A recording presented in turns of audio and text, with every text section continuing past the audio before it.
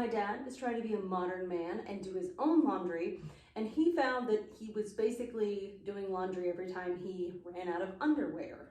This is the 16, 16, 18 in the color gradient yellow. And so now he said he'll do laundry every time this guy fills up.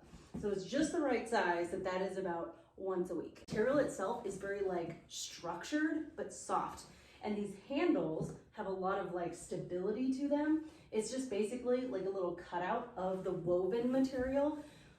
Very easy to hold. It's not hard on your fingers and very durable as well. Only had it for a couple of days and stuffed it with some donut dog beds, but not for long enough, only for like a day. And then he was like, well, I want to use it now. So with time, that will soften out on these corners.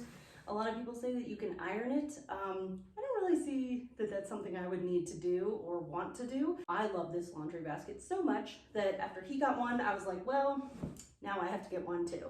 And I can really see how nice this would be in like a living room, like holding blankets or dog toys or kids toys. Very aesthetically pleasing. It's gradient yellow, but it doesn't have like yellow vibes. It's very like soft, like a warm beige color. I gotta say, I feel like it's very pretty.